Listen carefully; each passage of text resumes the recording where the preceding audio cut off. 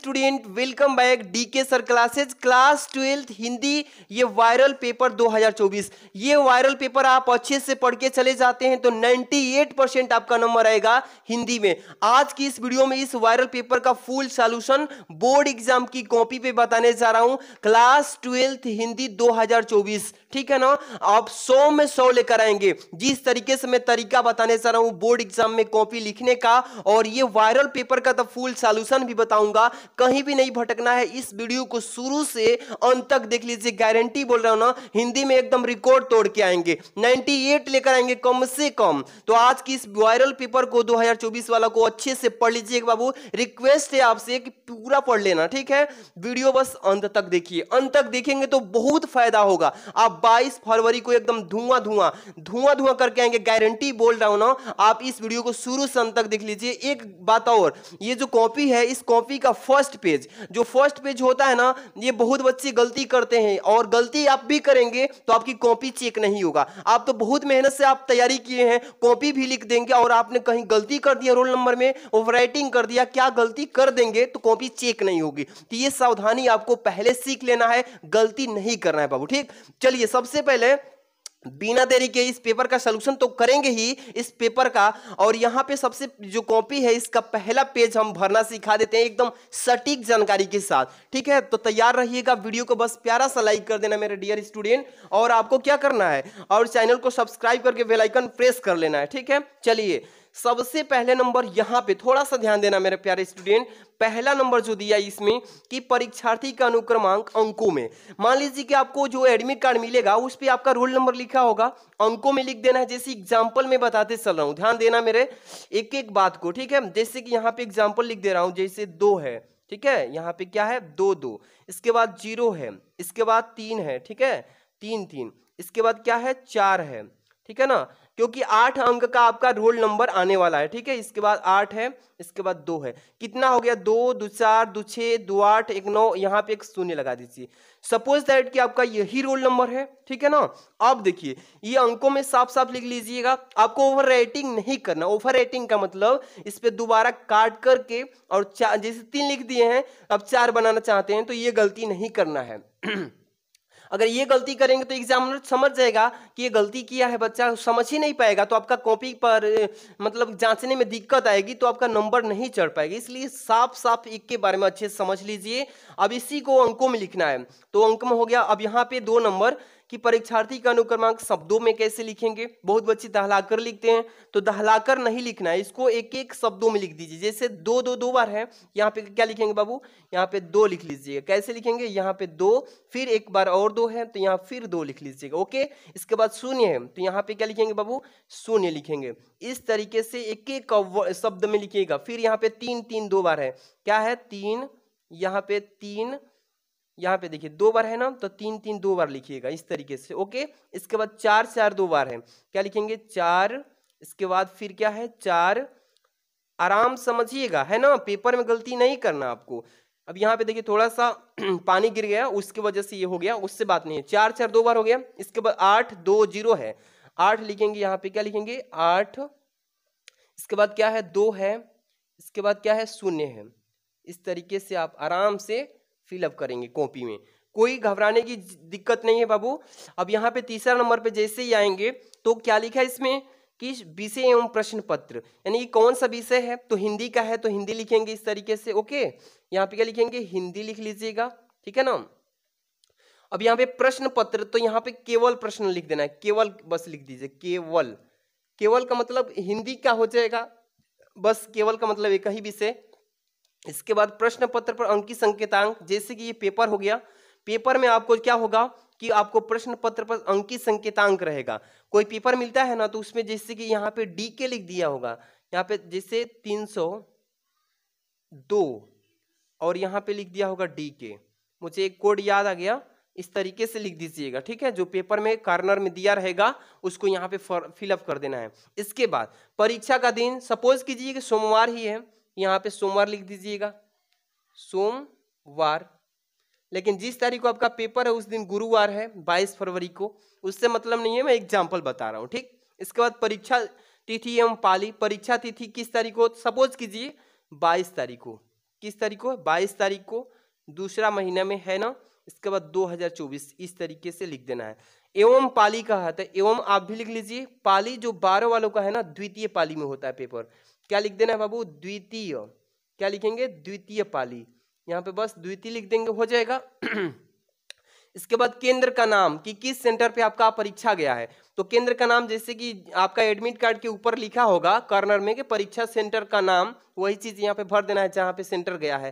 जैसे मैं एग्जांपल दे देता हूँ, जैसे रेवती, क्या है, Revati inter college, Revati inter college, ठीक है ना, रेवती इंटर कॉलेज, रेवती बलिया, रेवती बलिया, आराम से जो सेंट मतलब कि एडमिट कार्ड पर जो दिया होगा वो लिखना है, मैं तो एग्जांपल बता रहा हूँ। इसके बाद यहाँ पे परीक्षा कक्ष यानी कि एग्जाम रूम नंबर, किस रूम में आप पेपर दे रहे हैं, सपोज कीजिए कि आप 2 नंबर में है तो 2 नंबर डाल लीजिएगा, जिस रूम में बैठे होंगे इस तरीके से भर लेना है। कक्ष निरीक्षक का पूरा नाम व हस्ताक्षर भरना है, तो आपको ये नहीं भरना है, ये जो गार्डिंग लिया होगा रूम में घूम रहा होगा वो चीज़ यहाँ पे पहले जांच करेगा सही से कि लिखे हो कि नहीं, तो अब यहाँ पे वो अपना साइन करेगा। अब वहाँ पे डेट भी वही डालेगा, अगर आप चाहते हैं तो यहाँ पे इस तरीके से 22/2 और 2000 यहाँ पे 24 लिख सकते हैं, आप भी लिख सकते हैं, लेकिन इसको टच नहीं करना है कक्ष निरीक्षक हस्ताक्षर पे।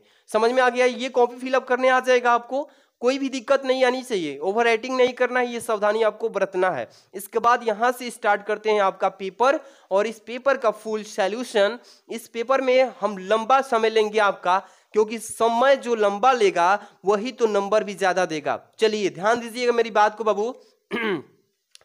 सबसे पहले यहाँ पे देखिए, ये जो पेपर आप देख रहे हैं मामूली सा पेपर नहीं है, इसी में से क्वेश्चन एकदम फंस के आएगा, गारंटी ले लीजिए, आराम से पढ़ के जाना। देखिए यहाँ पे सबसे पहले सामान्य हिंदी का पेपर 2024 का ये वायरल पेपर अच्छे से पढ़ के जाना प्यारे स्टूडेंट। सबसे पहले आपको पेपर में समय दिया रहेगा कि 3 घंटे 15 मिनट में पेपर को हल करना है, ठीक है ना, सभी बच्चे जानते हैं पहले से, और 100 नंबर का ये पूर्णांक का पेपर है, सभी को जानकारी है। पहले नंबर में बोला है कि 15 मिनट तो हम बच्चों को ये प्रश्न पत्र पढ़ने के लिए दिए हैं कि कहाँ पे अगर कोई प्रश्न गलती है तो आप जल्दी से जल्दी सर को बता दीजिए जो गार्डिंग लिए हैं क्लास में कि हाँ ये गलती है। इसलिए पेपर को पढ़ने के लिए टाइम दिया गया है कि कौन सा प्रश्न कितना हार्ड है, कौन सा लो है, किस तरीके से आप मैनेज करके टाइमिंग के फिक्स करके हल करेंगे। 15 मिनट में आपको पढ़ने के लिए दिया जाता है। इसके बाद दूसरा नंबर, इस प्रश्न पत्र यानी कि 2 खंड पाए जाएंगे, दोनों खंडों के सभी प्रश्नों को करना आवश्यक है, कोई भी प्रश्न छोड़ने की बात नहीं किया गया है इसमें, तो आराम से एक एक क्वेश्चन को सॉल्यूशन बताएंगे। चलिए खंड क जो स्टार्ट हो रहा है बाबू, ये खंड क जो है ना, यहां से जितने भी खंड क में प्रश्न मिलेंगे, जितने भी प्रश्न आएंगे ये कॉपी में खंड क में स्टार्ट करके लिखेंगे। बहुत बच्चे गलती करते हैं कि खंड क वाले प्रश्न को खंड ख में ले जाके कर देते हैं और खंड ख वाले में से भी खंड क में ले आते हैं, तो गलती करेंगे तो एग्जामिनर नंबर काट देगा। मेरी बात को गहराई समझिए, ठीक है। खंड क स्टार्ट करेंगे। अब देखिए प्रश्न संख्या पहला के क, यहाँ पे देखिए ख, यहाँ पे क्या है ग है, यहाँ पे क्या है घ है, यहाँ पे अंग, यानी 5 बहुविकल्पी है। पांचों बहुविकल्पी को एकदम ट्रिक से बताते हैं, देखिए ध्यान से। पहला है क नंबर, शिक्षा का उद्देश्य निबंध के लेखक किसे कहते हैं। ज्यादा टाइम नहीं लेंगे, हम इसका आंसर बताते चलेंगे। शिक्षा का उद्देश्य के निबंध के लेखक संपूर्णानंद जी हैं। कौन है?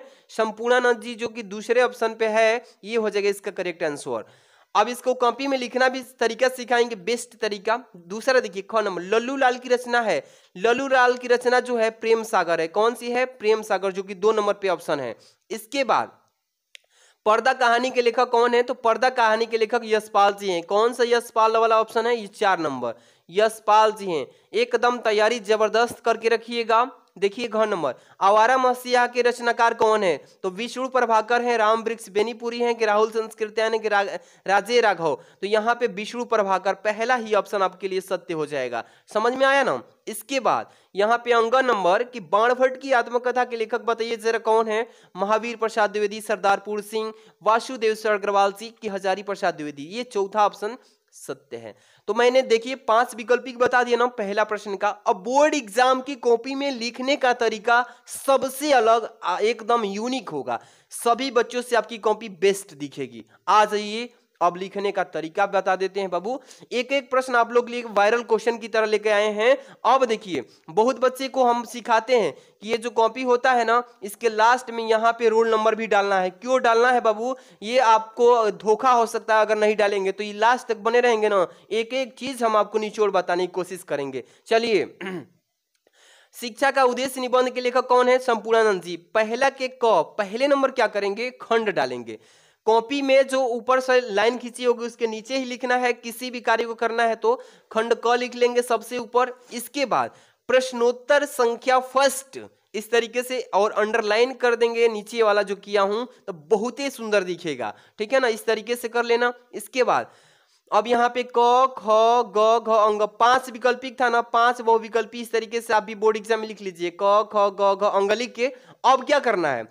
क नंबर का कौन सा विकल्प सत्य है? 2 नंबर। 2 नंबर सत्य है ना बाबू, 2 नंबर वाला यहाँ पे ऑप्शन उतार देंगे 2। और ये संपूर्णानंद जी जो लिखा गया है वही चीज। जैसे कि अब तीसरा ख नंबर देखिए, लल्लू लाल की रचना कौन सा है? दूसरा है प्रेम सागर। तो 2 नंबर ऑप्शन उतार दिए हैं, प्रेम सागर उतार दिए हैं। सेम फॉर्मेट में लिखना है सभी को। पर्दा कहानी के लेखक यशपाल चौथा नंबर ऑप्शन पे है, तो 4 विकल्प इस तरीके से उतार देंगे। समझ में आ रहा है ना? यशपाल लिख लेंगे। समझ में आ रहा है? इसी फॉर्मेट में एकदम अप्लाई करते जाना है सभी विकल्पिक प्रश्नों को। अंग नंबर घ नंबर जो भी है, पहला घ नंबर का विष्णु प्रभाकर, तो यहाँ पे पहला लिख के विष्णु प्रभाकर लिख दिए। अंग नंबर का चौथा हजारी प्रसाद द्विवेदी। इसी फॉर्मेट में लिख लेंगे ना किसी भी बहुविकल्पी को। बहुत सुंदर। चलिए, यहाँ पे दूसरा नंबर प्रश्न पे आते हैं बाबू। अब यहां से आपको ये ध्यान देना है कि देखिए, कमायनी किस युग की रचना है? पूछा है ना कि कमायनी किस युग की रचना है। तो यहाँ पे कमायनी जो है देखिए क्षयवादी युग की, क्योंकि हम समय ज्यादा आपका बर्बाद नहीं करना चाहते हैं। मेन मुद्दे पे बात करेंगे, पॉइंट टू पॉइंट चलेंगे। इसके बाद ख नंबर, निम्नलिखित कवियों में से कौन प्रगतिवादी युग का है? कौन सा ऐसा कवि है जो प्रगतिवादी युग का है? तो अग्रदास। यहाँ पे देखिए अग्रदास, यहाँ पे तुलसीदास, यहाँ पे नंददास, यहाँ पे रामधारी सिंह दिनकर हो जाएगा। चौथा ऑप्शन सही है, यानी रामधारी सिंह दिनकर। इस तरीके से हो जाएगा। तार सप्तक का प्रकाशन वर्ष 1943 में हुआ था, है ना। इसके बाद द्विवेदी युग की रचना नहीं है, नहीं है बोला है बाबू। प्रिय प्रवास, साकेत, भारत भारती। इसके बाद क्या है? कमायनी। तो यहाँ पे चौथा विकल्प सत्य हो जाएगा, कमायनी। इसके बाद अष्ट छाप की कवियों का संबंध भक्ति काल की। यहाँ पे देखिए पूछा है कि राम भक्ति शाखा से, कि ज्ञानश्री शाखा से, कि प्रेमाश्री शाखा से, कि कृष्ण भक्ति शाखा से। तो इसमें से कौन सा सत्य है? तो यहाँ पे देख लीजिए, यानी कि कृष्ण जो भक्ति शाखा है, चौथा विकल्प ये सत्य है। अब इसको कॉपी में लिखने का फॉर्मेट समझ लीजिए मेरे प्यारे बाबू। यहाँ पे देखिए प्रश्नोत्तर संख्या क्या लिखेंगे? 2 लिखिएगा। सेम फॉर्मेट में, सेम जो ऊपर मैं बताया हूं वैसे ही इसको भी कर लेना है। कर लेंगे ना।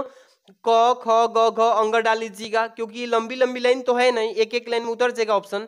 क नंबर का कौन सा सत्य था? दूसरा विकल्प सत्य था। 2 नंबर क्षयवादी। इसी तरीके से चौथा विकल्प सत्य था, रामधारी सिंह दिनकर। इसी तरीके से ये 1943 सही था, दूसरा विकल्प। इसके बाद घ वाला का चौथा विकल्प कमायनी। इस तरीके से, और अंग का कृष्ण भक्ति शाखा से। कर लेंगे कि नहीं? एकदम धुआं धुआं उड़ा देंगे आप, कह रहे हैं ना। चलिए आगे की बात करते हैं।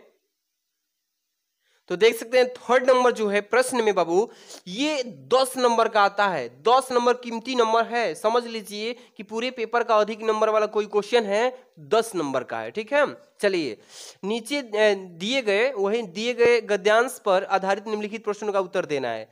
नीचे जो दिया है गद्यांश, इसमें 2 गद्यांश आएंगे पेपर में। एक अथवा में दिया, देखिए ये अथवा लिखा है ना, तो एक नीचे दिया है एक ऊपर। तो दोनों में से किसी एक को आपको करना है। जैसे कि धरती माता की कोख में जो अमूल्य निधियां भरी हैं, जिनके कारण वह वसुंधरा कहलाती है, उससे कौन परिचित न होना चाहेगा? लाखों करोड़ों वर्षों से अनेक प्रकार की धातुओं को पृथ्वी को पीस कर अगणित प्रकार की, यहाँ पे देखिए मिट्टियों से पृथ्वी की देह को सजाया है। हमारे भावी आर्थिक अभ्युदय के लिए इन सब की जांच पड़ताल आवश्यक है। ठीक है, तो जैसे ही इस मतलब कि गद्यांश को आपने पढ़ा मेरे प्यारे बाबू, तो आपको पहचान आ गया होगा कि किस पार्ट से ये दिया गया है। आपको ये पहचान आ जाना चाहिए ट्रिक से। धरती से जुड़ा हुआ है तो ये राष्ट्र से जुड़ा हुआ मेरी बात किया जा रहा है। तो राष्ट्र के स्वरूप जो है चैप्टर आपका, उसी से इसको लिया गया है, राष्ट्र के स्वरूप से। अब देखिए नीचे भी दिया है, आप चाहे तो नीचे वाला भी कर सकते हैं या ऊपर वाला भी कर सकते हैं। अशोक का फूल उसी मस्ती में हंस रहा है पुराने चित्र से, इसे देखने वाला उदास होता है, वह अपने को पंडित समझता है, पंडिताई भी एक बोझ है। जितनी भी भारी होती है उतनी ही तेजी से डुबोती है। जब वह जीवन का अंग बन जाती है तो सहज हो जाती है, तो वह बोझ नहीं रहती। वह उस अवस्था में उदास भी नहीं करती। कहाँ अशोक का कुछ भी नहीं बिगड़ा है, कितनी मस्ती में झूम रहा है। कालिदास इसका रस ले सकते थे और अपने ढंग से मैं भी ले सकता हूँ। अपने ढंग से उदास होना बेकार है। तो अब चाहे तो दोनों में से किसी एक गद्यांश को सॉल्व कर सकते हैं। और देखिए ट्रिक क्या है, अशोक के फूल, ये चैप्टर का नाम ही दे दिया है। आपको ट्रिक समझना ये है कि पाठ का नाम का छोटा सा शब्द जरूर मिलेगा तो पहचान में आ जाना चाहिए, तो आपको उसी से पहचान करना है। चलिए मैं पहले नंबर वाला को बता देता हूं, एक अपने से कर लेना, एक मैं बता देता हूं। ये धरती माता की कोख वाला। तो सबसे पहले ध्यान दीजिएगा, ट्रिक समझना जरूरी है कि किस पार्ट से है। तो राष्ट्र के स्वरूप से लिया गया है और जो डॉक्टर वासुदेव अग्रवाल जी हैं उस पार्ट को लिखे हैं। तो इसमें प्रश्न भी पूछा है कि उपयुक्त गद्यांश का संदर्भ लिखिए। यहाँ पे देखिए वो धरती वसुंधरा क्यों कहलाती है। चलिए एक एक प्रश्न का जवाब देते हैं। सबसे पहले प्रश्नोत्तर संख्या 3 से स्टार्ट करेंगे। प्यारे बाबू प्रश्नोत्तर संख्या 3 लिख लीजिएगा ऐसे, ठीक है। अब इतना हो गया।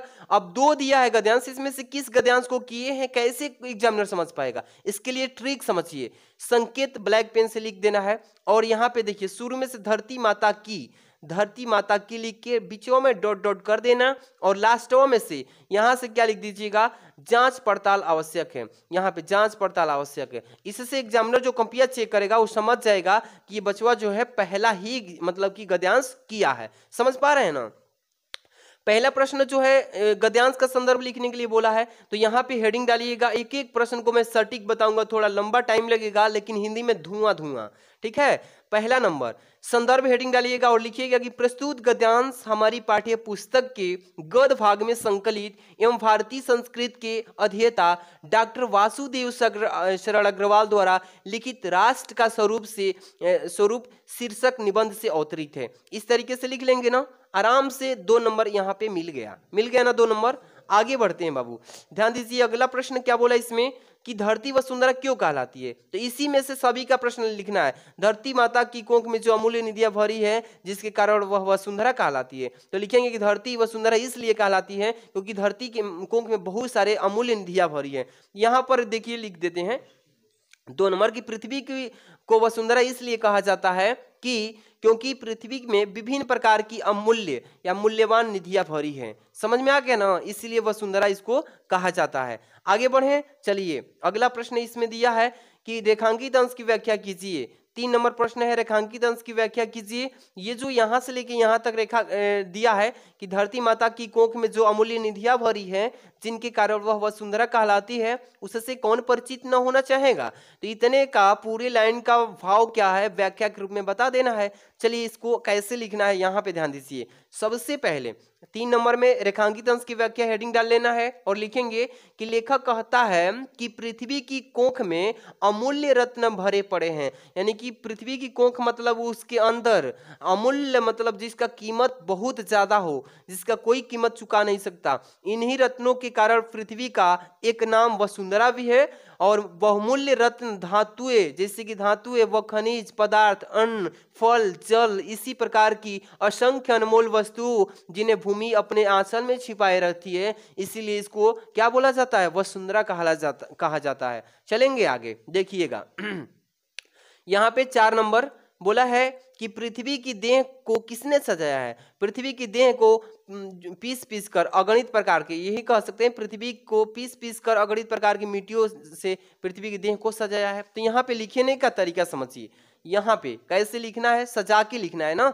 4 नंबर का, पृथ्वी की देह को इस पर दिन रात बहने वाली नदियों ने पहाड़ों को पीस पीस कर और असंख्य का मतलब बहुत संख्या में, मतलब अनंत कह सकते हैं, प्रकार की मिट्टियों से सजाया है। इतना लिख देंगे ना, आराम से 2-2 नंबर बढ़ता जाएगा। आगे बढ़िए। अब यहां से अगला क्वेश्चन है आपका यहाँ पे 5वां नंबर कि भावी आर्थिक अभ्युदय हेतु हमें क्या करना चाहिए। इस प्रश्न का आंसर यहां से देखिए 5वां नंबर देखिए लिख देंगे कि भावी आर्थिक अभ्युदय हेतु हमें सबकी जांच पड़ताल करना आवश्यक है। इसी में है देखिए भावी आर्थिक अभ्युदय के लिए इन सब की जांच पड़ताल आवश्यक है। इसी गद्यांश में से इसका आंसर भी देना है, कहीं भटकना नहीं है। आप चाहें तो उसको कर लेना या इसको कर लेना। तो मैंने एक बता दिया, एक अपने से कर लेना। आगे बढ़े 4 नंबर प्रश्न पे। चलिए 4 नंबर प्रश्न ध्यान दीजिएगा बाबू कि दिए गए गद्यांश पर आधारित निम्नलिखित प्रश्नों के उत्तर दीजिए। ये भी 10 ही नंबर का है, छोटा सा नंबर नहीं है, बड़ा नंबर है इस पेपर का।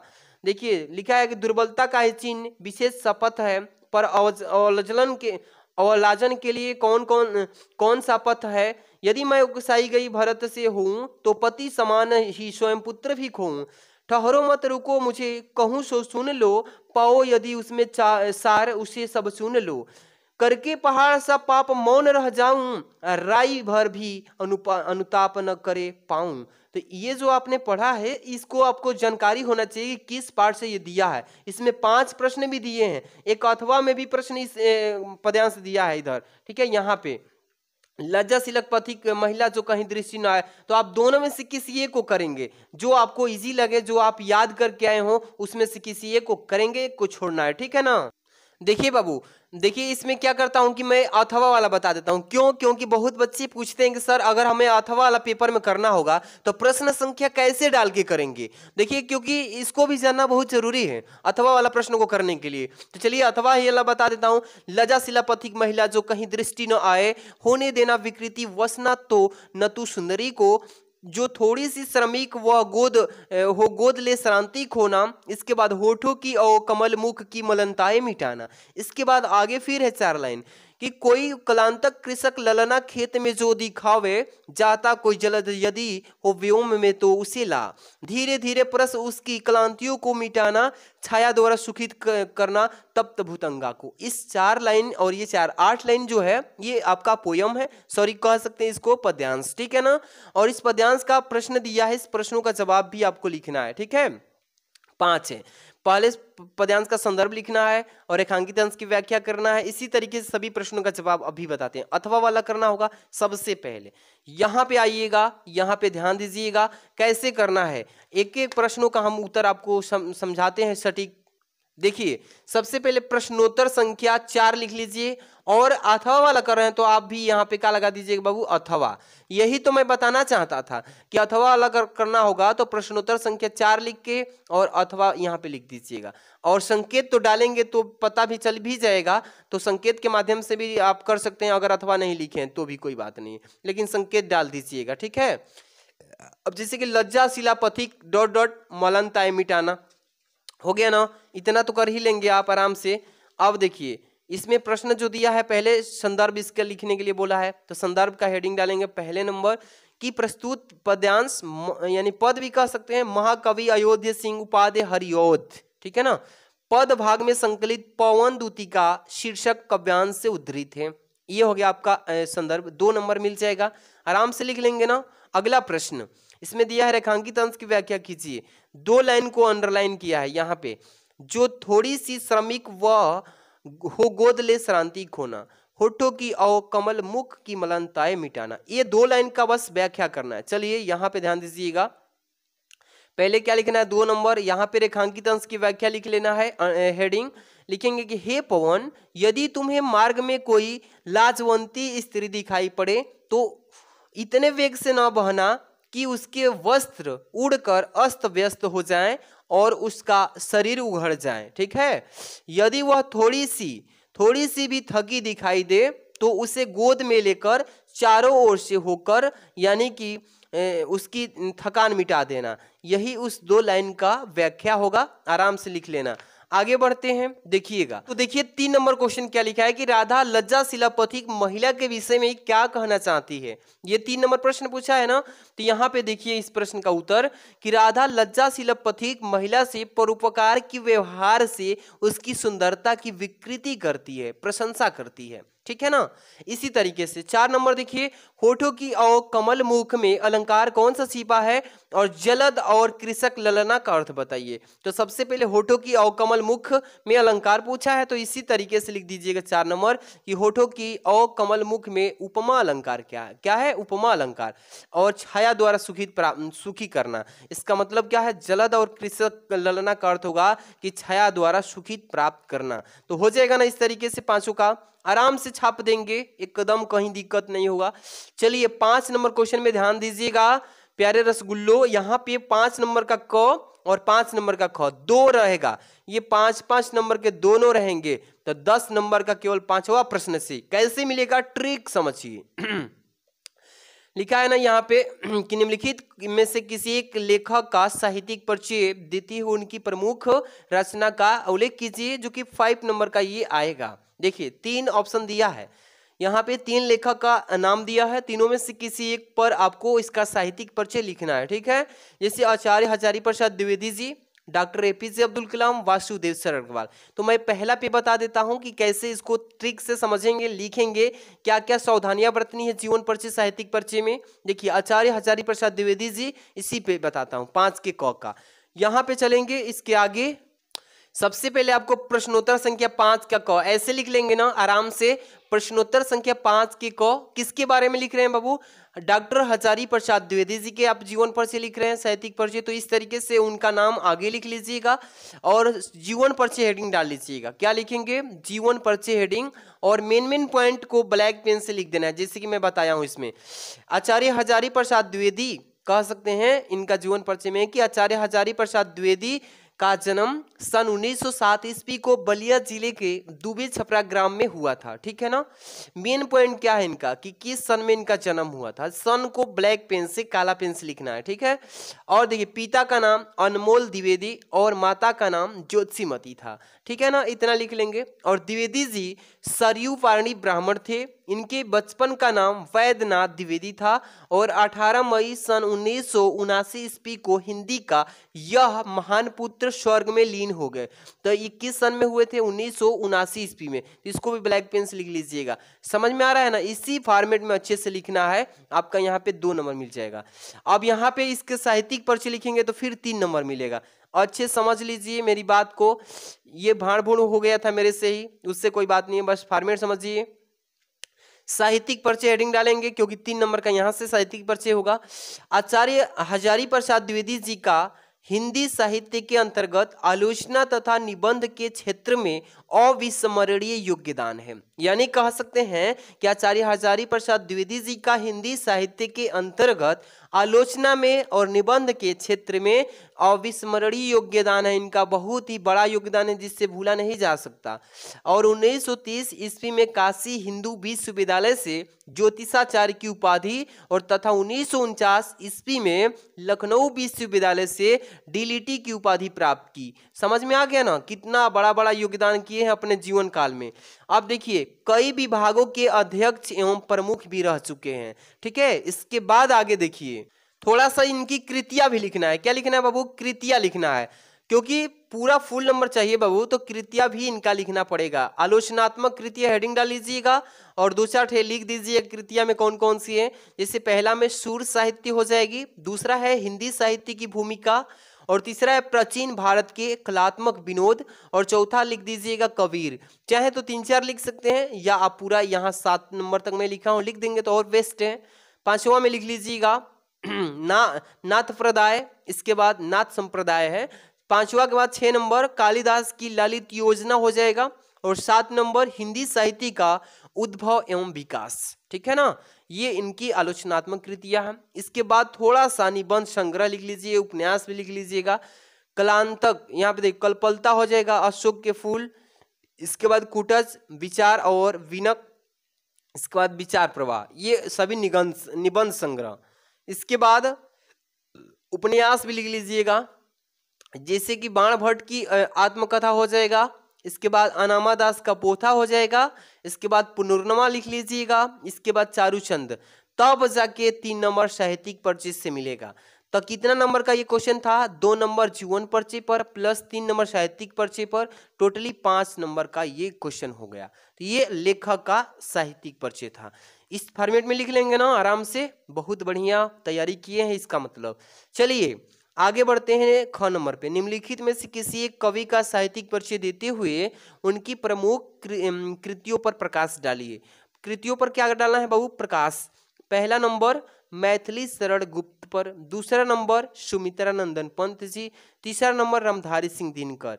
तो आपको किसी एक के विषय में, ये कवि है, इन कवि के विषय में आपको इनका साहित्यिक परिचय लिखना है। चलिए इसको कैसे लिखेंगे, देखिएगा प्रश्नोत्तर संख्या 5 के ख का इस तरीके से डाल लीजिएगा, प्रश्नोत्तर संख्या 5 के ख, क्योंकि कवि का साहित्यिक परिचय दे रहे हैं।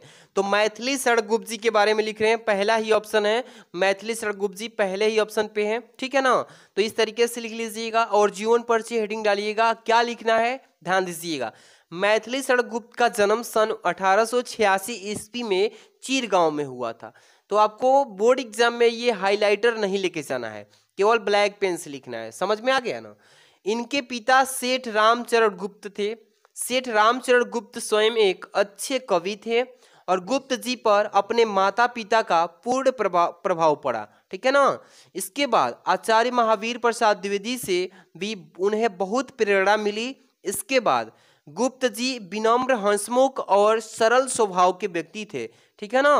साकेत महाकाव्य पर उन्हें हिंदी साहित्य सम्मेलन प्रयाग से मंगला पारितोषिक भी मिला है।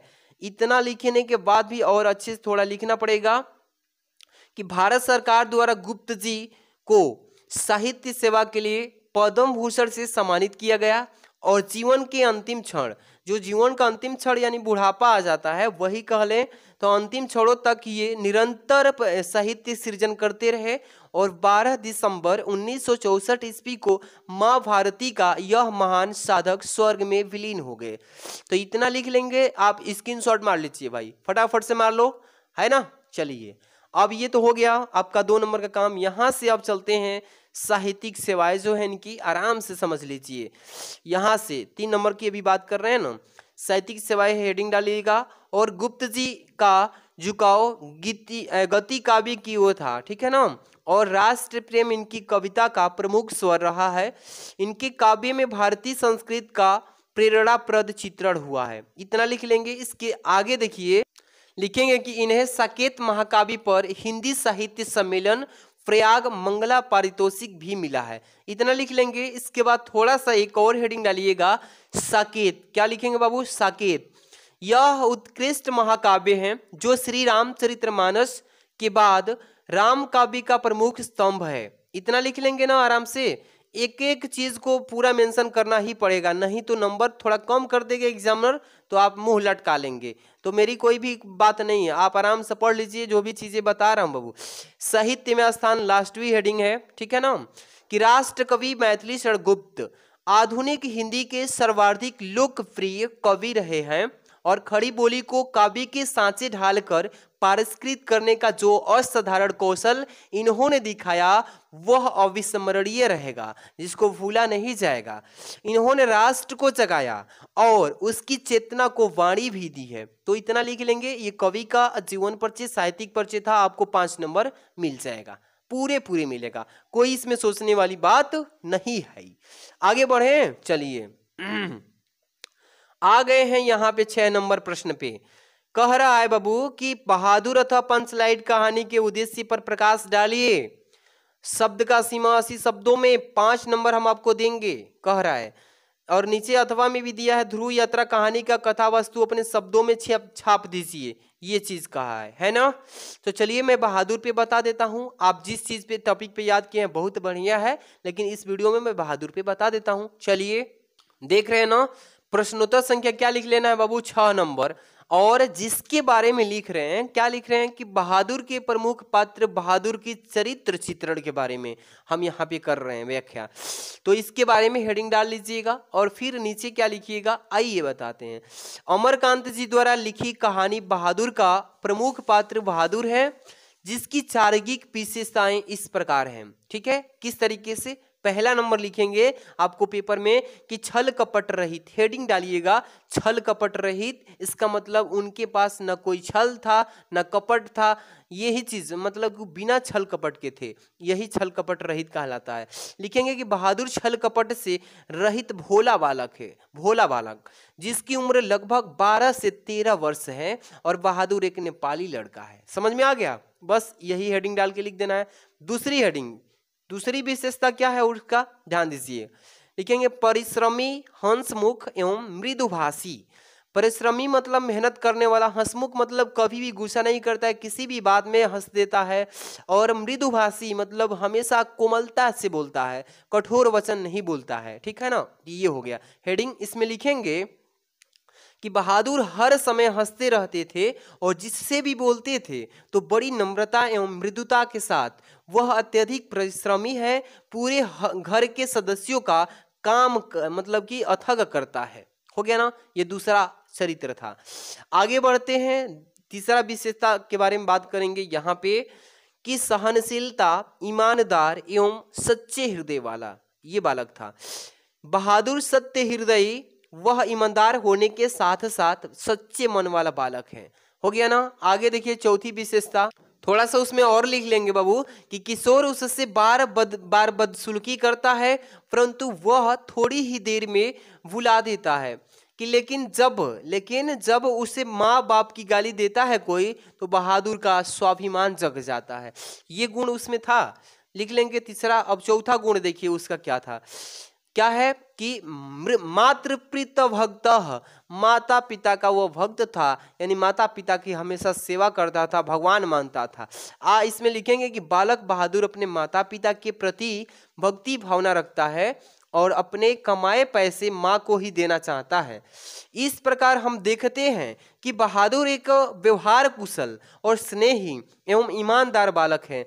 उसका चरित्र पाठक को अपनी ओर आकर्षित करता है। इतना लिख देंगे तो 5 नंबर कोई नहीं छुएगा, आपका पूरा दे देगा, चुपके से चिपका देगा कॉपी में।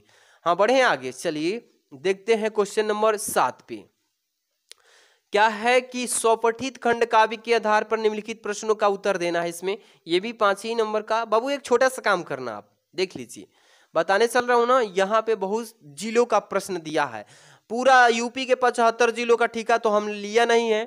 आप किस जिले से हैं बाबू, आप थोड़ा बता दीजिएगा कमेंट करके कि हाँ सर हम तो इस जिले से हैं, बलिया से हैं, गाजीपुर से हैं, जो भी जिले के हैं आप ना कमेंट में छाप दीजिए, क्योंकि मैं किस किस जिले का उत्तर लेकर आऊं इसमें, है ना, ये बात तो है ना। तो आप लोग किस जिले से हैं कमेंट में थोड़ा लिख दीजिएगा। और हमारे प्यारे बाबू, आप अगर लाइक नहीं किए हैं तो प्यारा सा लाइक कर देना। चैनल पे अगर नए हैं तो सब्सक्राइब करके जुड़े रहिए मेरे साथ, डेली धुआं वीडियो आएगी। और 22 फरवरी को तो आगे ही लगाना है हिंदी को। चलिए आगे बढ़ते हैं। चलिए ये 7 नंबर क्वेश्चन तो आप लोग करिएगा, है ना। हम 8 नंबर से स्टार्ट करेंगे जो कि खंड ख स्टार्ट होगा यहाँ से। अब देखिए खंड ख जो है ये 8 नंबर प्रश्न है। 8वां नंबर प्रश्न का क देखेंगे, इसके ठीक बाद नीचे ख देखेंगे। अब देखिए मोबाइल जो है ना इसका मेमोरी फुल हो चुका है, यहाँ से ले ही नहीं रहा, आगे बार बार कट जा रहा है। तो आपको खंड ख जो है नेक्स्ट वीडियो में प्रोवाइड कर देंगे। हाँ तो अगर चाहते हैं कि सर नेक्स्ट वीडियो खंड ख लेकर आइए तो आप जल्दी जल्दी कमेंट कर देना, नेक्स्ट वीडियो जल्द से जल्द लेके आएंगे। पूरा सॉल्यूशन आपका तैयारी है, कॉपी पूरा तैयार है, बस वीडियो थोड़ा फुल हो गई है। मेमोरी देखेंगे, चेक करेंगे क्या होता है,